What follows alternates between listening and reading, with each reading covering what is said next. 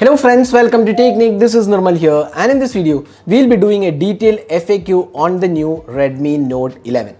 So Redmi Note 11 is the latest budget smartphone which is announced by Xiaomi in India under the Redmi series, and this is the successor to the Redmi Note 10. So we have done the detailed review of this device. So in this video we'll be doing the detailed FAQ, answering all the doubts you have with this device. So let's get started. Before that, if this is your first time on this channel, do hit that red subscribe button and also hit the bell icon to get notified of all the videos we publish.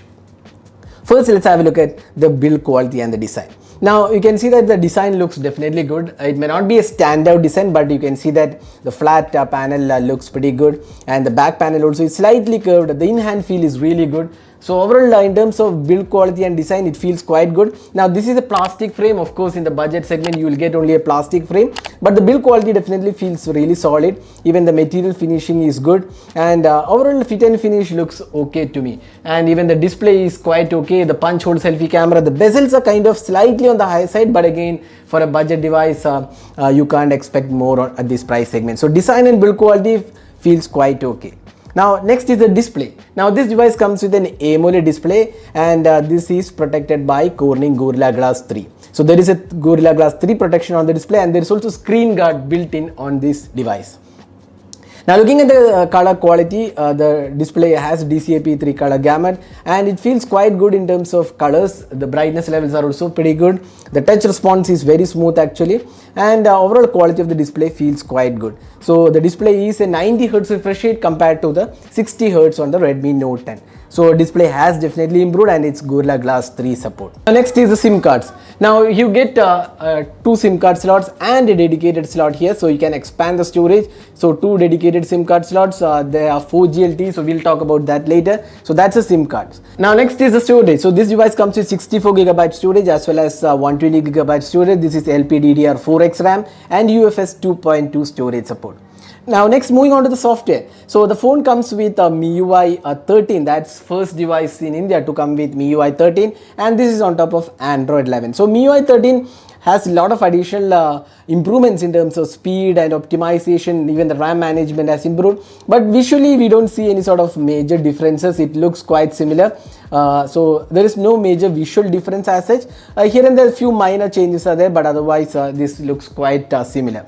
Now talking about the performance, so this device comes with the Qualcomm 680 chip, which is a mid-range chip, and it's kind of a successor to the 678, not entirely, because the GPU is slightly weaker on the 680, but the clock speed and the CPU speed is slightly improved. So this is the 680, and in terms of day-to-day performance, there is definitely an improvement because it's a 6nm chip, and the battery efficiency is definitely improved. So day-to-day performance is definitely good on this device, and we did not see any sort of issues or hiccups, and it performed pretty smoothly. Now talking about the gaming, this is one area where the device is not a really great performer. We have done the detailed gaming review. You can check out that video. You can see that it kind of an average performer in terms of gaming, because the graphic quality is offered is not that great, and the overall performance is kind of average, I would say. So that's the gaming aspect. Now LED notification. So this device does not come with an LED notification, so that's something which is missing. Even if you charge, there is no LED notification, but you get the always on display, which is again 10-second limitation is there with the always on display. Now moving on to the fingerprint sensor. So we have the side mounted fingerprint sensor. We have the side mounted fingerprint scanner. So there you go. So we'll just show you the performance. So you can see here very fast in unlocking. There you go.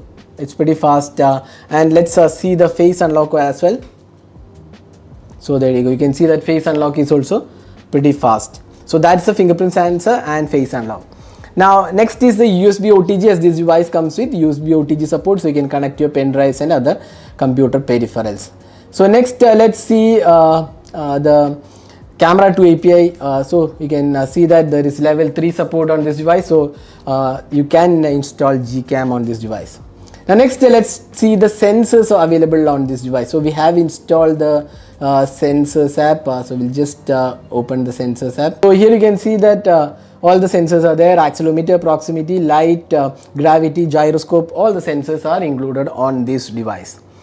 Now next is the camera. So we have a triple camera setup, or in fact a quad camera setup, 50 megapixel primary sensor, then 8 megapixel ultra wide, 2 megapixel depth and 2 megapixel macro sensor, and a 13 megapixel selfie camera. So if you want to have a look at the camera samples, we suggest you to check the detailed camera review we have posted, so you can get an idea about the performance of the camera. So it's kind of good cameras. Primary cameras feels quite okay, but the macros were not that great.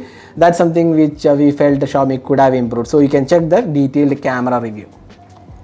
Now next is the battery performance. So this device has a 5000 mAh capacity battery and 33 watt charging is included. We can charge the device in 60 minutes approximately, and the battery performance is stellar. You can get around say 8 to 10 hours of screen on time depending upon your usage. That's very good battery performance, and we don't have any sort of issues with the battery.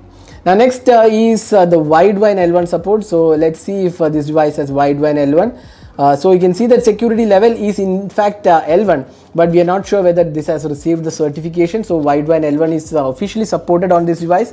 And next is the voice over Wi-Fi. So this device does come with voice over Wi-Fi and 4G LTE. There is also carrier aggregation included. 4G plus is supported. That's carrier aggregation. It's a dual SIM card, but there is no 5G support on this device.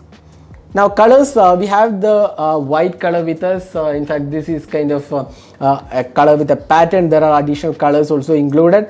Black is also available. So pricing, this device is priced 13,499. That's the base pricing for 64 gigabyte RAM and 4 gigabyte storage. And availability is you get it on me.com and also Amazon. Now there are three variants, 464, 664 and 6128. So all the variants are available across the e-commerce platforms.